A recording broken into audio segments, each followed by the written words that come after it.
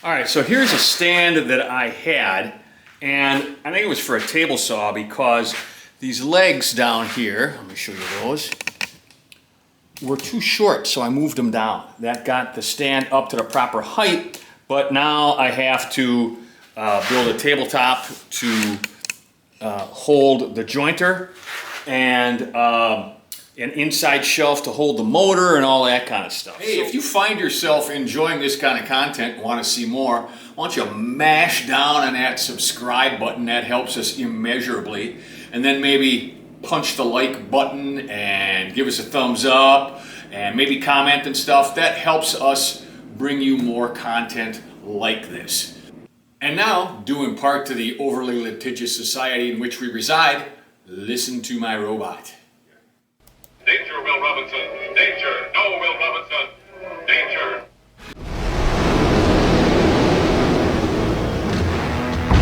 All right, so here's how I decided to do all this. Here's my stand.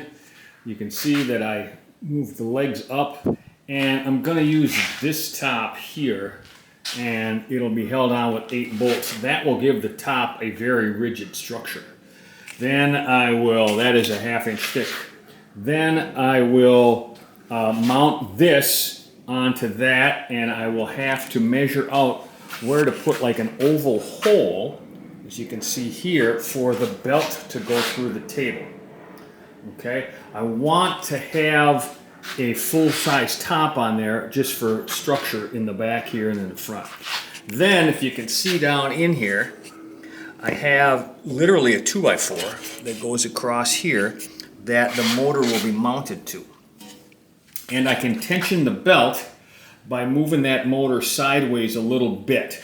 I gotta be careful through here, right? This is gonna be about like that. So I can't move the motor a whole lot, but I can move it enough to tension it.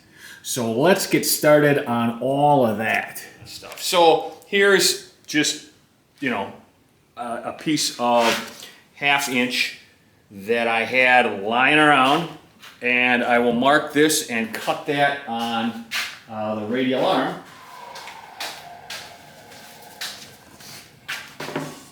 All right, so here we are. And then of course I'm gonna have to cut some kind of hole in the middle here once I get the bottom done to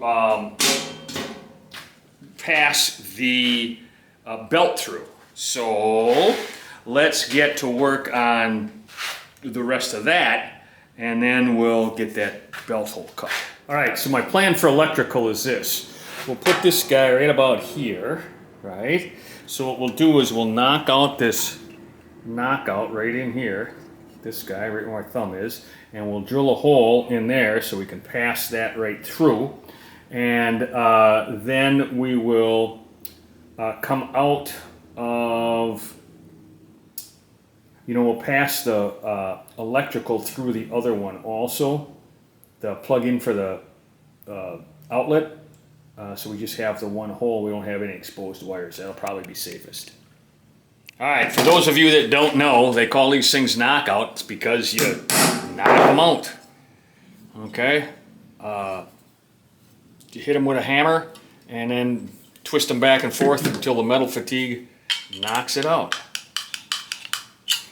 And this isn't that good at doing it. I can tell you that right now. Okay, so we'll just...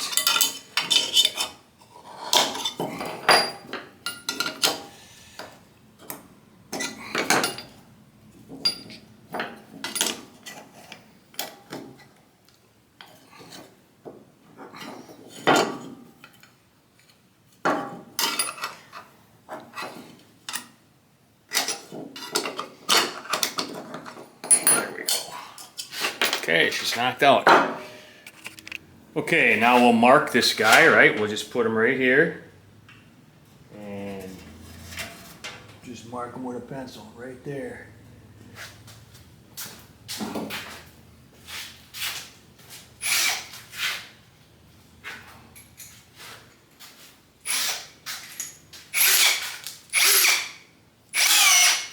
Then we'll get my Christmas tree bit and we'll just drill a hole.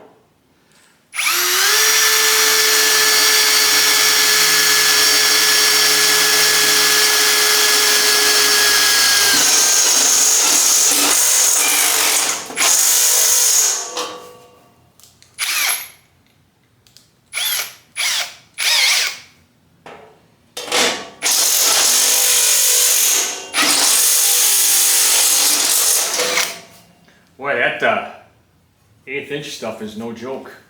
That's a heavy duty stand right there.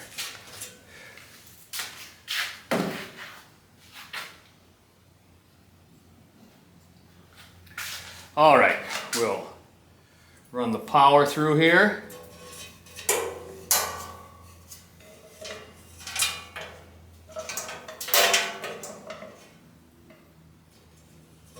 Run the power through here.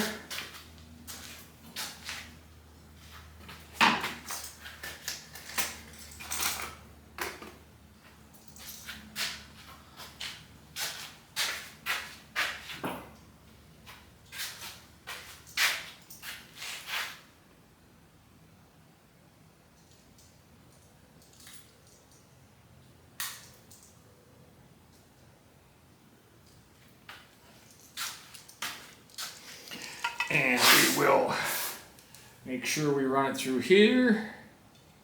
And we have our 20 amp switch here, which will be more than enough for this motor. I just like them because they're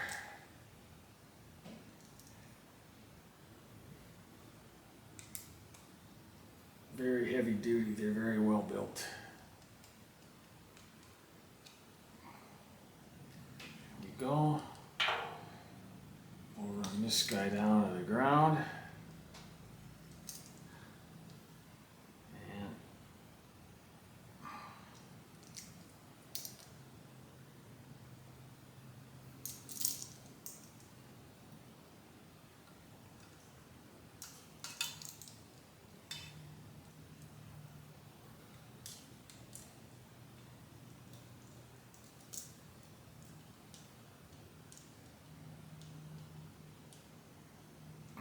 nice solid ground.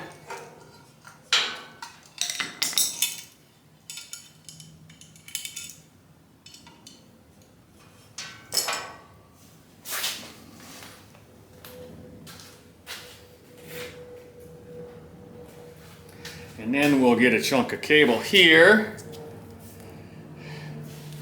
How much are we gonna need? We're gonna need about that much.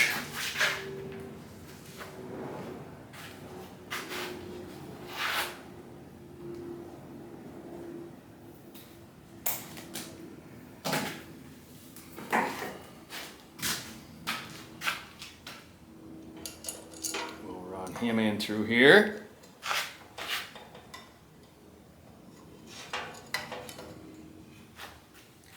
All right, so here is the stand.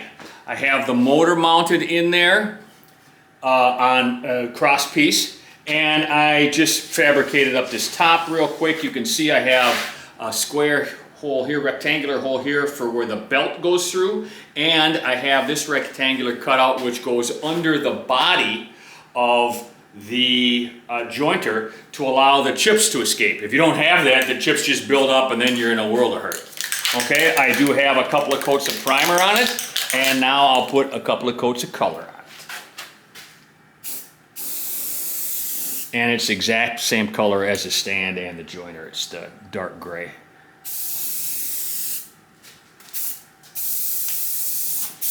So I don't have to worry about overspray very much that gets on the stand. And I'll try to keep it to a minimum, but you'll never see it anyhow.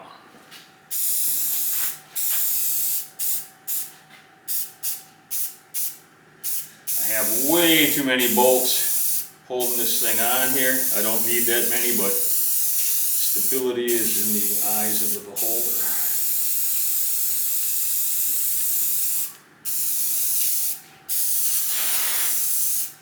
Alright, there we go. Coat 1 or 2 coats. We'll come back in a little bit. You know what? I'm even going to get these guys in here.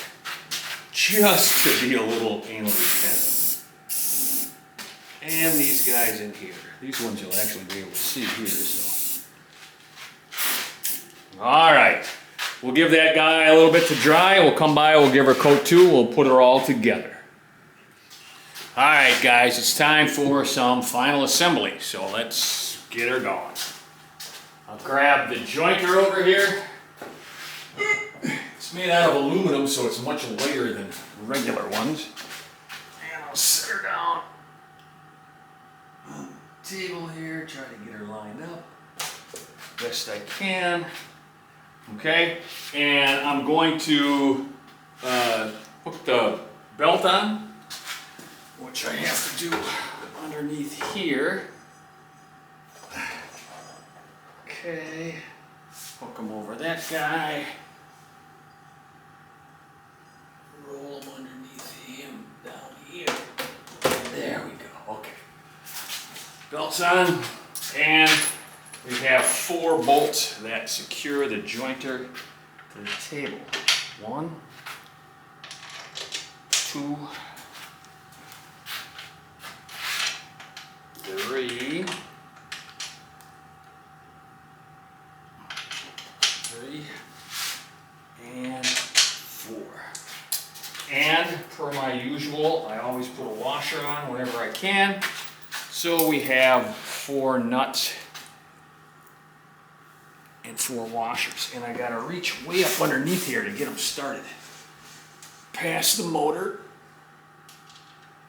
Feel around a little bit.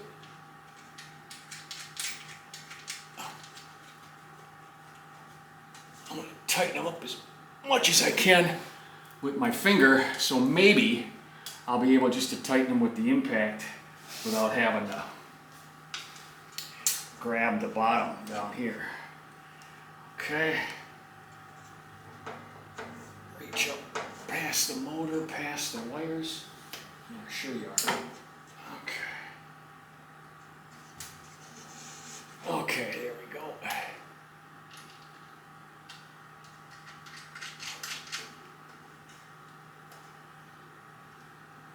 Finger tight. 2 more. These will be a little easier just because the motor isn't in the way.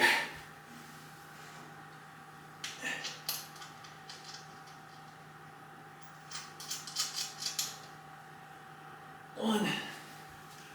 And last one. Here we go.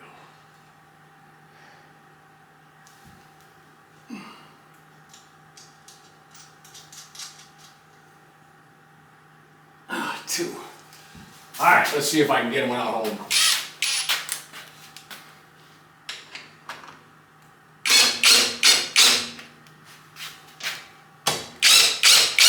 Nope.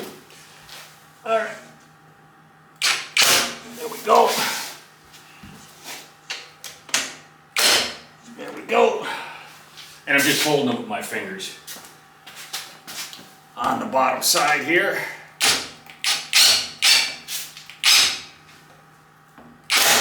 Go, and you can hear the socket click when I do that.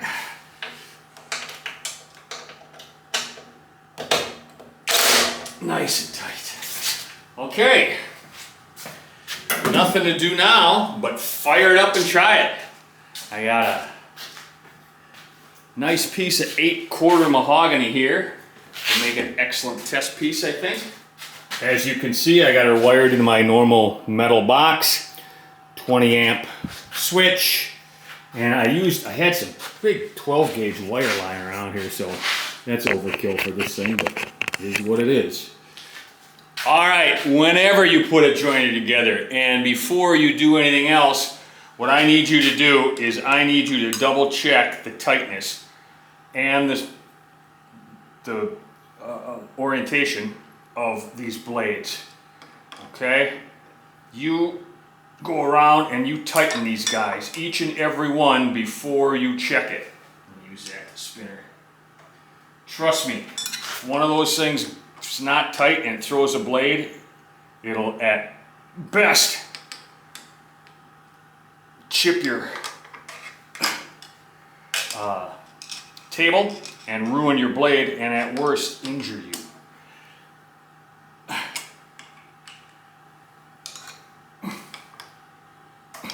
All right, check it twice. I probably check them 5 times, but there you go. All right, piece of 8/4 mahogany. Let's fire it up and see what happens. All right, seems to run pretty quiet, seems to run pretty smooth. Let's check her out.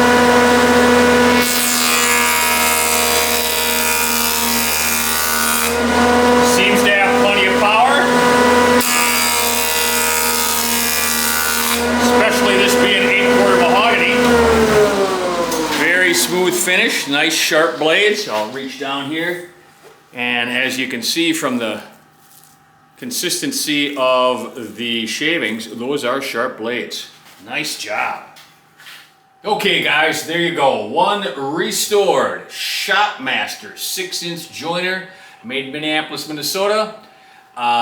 Sometime in the early 50s, best guess from the internet. Works good, works great. I don't know that I'd do anything different. It's kind of cool that this thing is made out of cast aluminum and not cast iron, so it's pretty light. And it seems to be very well made. Say if you like stuff like this, go ahead and hit that subscribe button. Go ahead and hit the like button. Go ahead and share it with your friends, your neighbors, your friends' neighbors, all those people. And we'll get on to the next one. Hang on for just 2 seconds and we'll do the reveal.